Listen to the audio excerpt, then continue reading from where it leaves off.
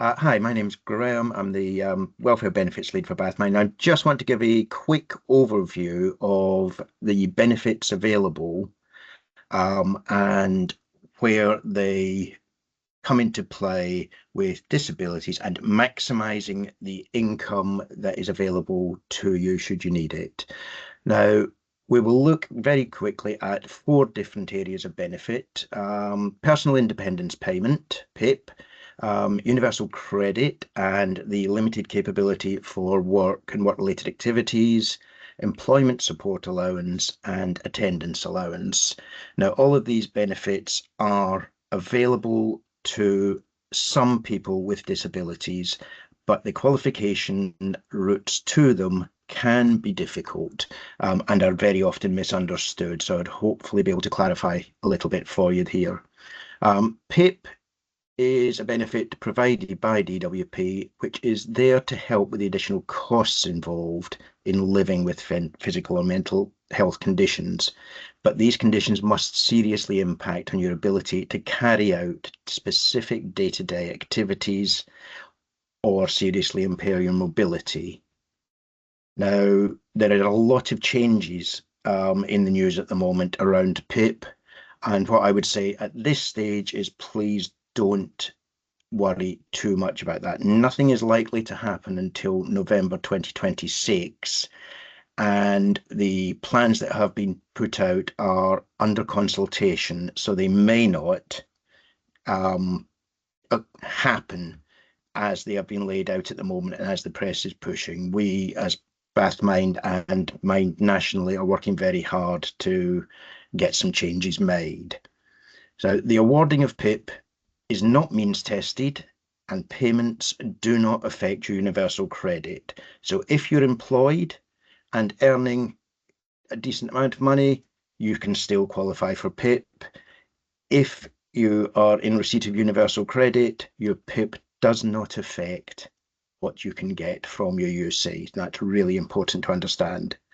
And the awards can be made for daily living, mobility, or both, but are made on an individual case-by-case basis.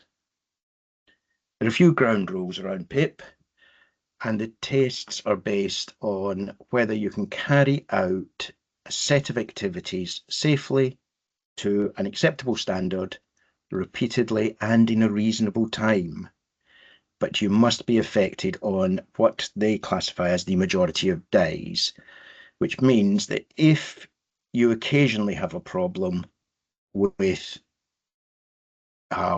depressive episodes or with some physical disability, but it doesn't affect you most days, then DWT will classify you as not qualifying.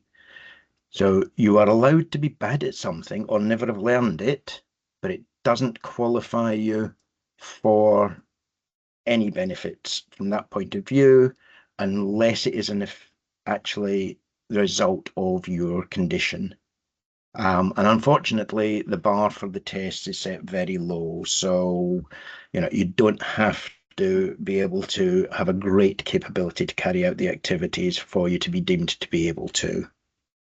So when looking at PIP, make sure that you have supporting evidence from medical records, statements of support, anything like that. They are really, really useful. And unfortunately, not everyone who thinks they should qualify will qualify. People who may qualify, it's not about your diagnosis or your symptoms. This is about your actual ability to carry out the activities.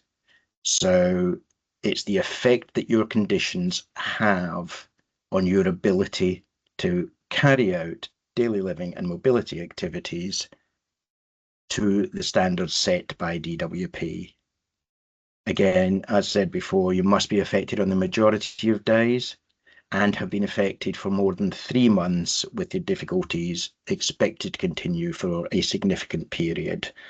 The reason that's in place is if you break a leg badly and you're on crutches for 6 months, that wouldn't qualify for PIP.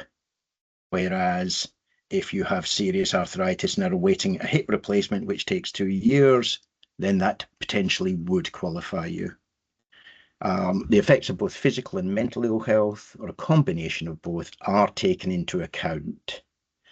And as a side note, there are special rules around terminal illness, which would fast track an award, but these need to be taken advice on, and the best place for that would be through Citizens Advice. Universal credit is your general basic benefit, and to get the work capability elements of that, you must undergo an assessment. So it's very similar to the PIP process, but there are different tests, different point system, and a different potential outcome.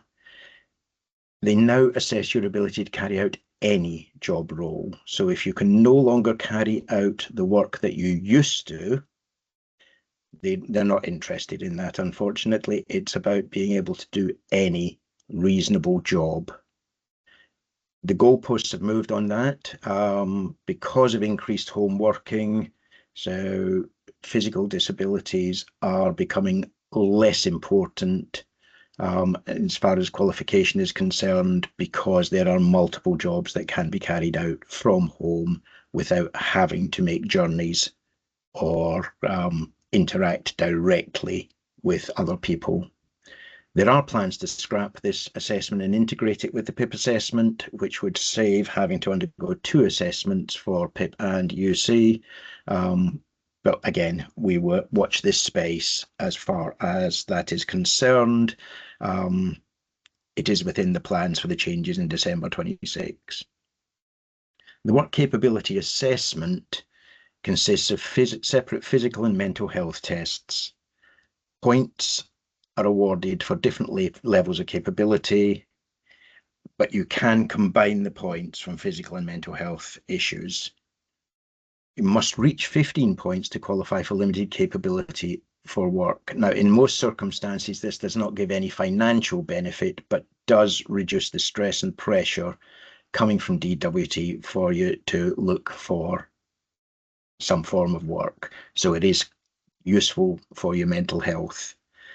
Some specific issues will qualify you for limited capability for work and work-related activities, and this does bring additional support payments, and it will mean that you are not under pressure at all from DWP to take part in any work-related activities.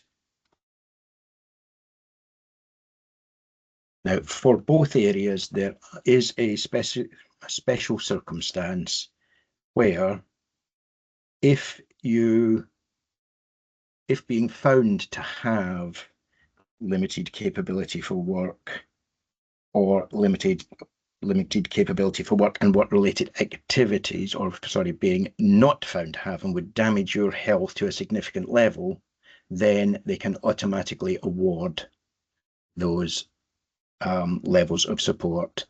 Again, this is not something that anybody should approach on their own. I would always say take advice on any applications that you make, because the way that you fill out forms and the way you answer questions is crucial to your ability to actually achieve an award.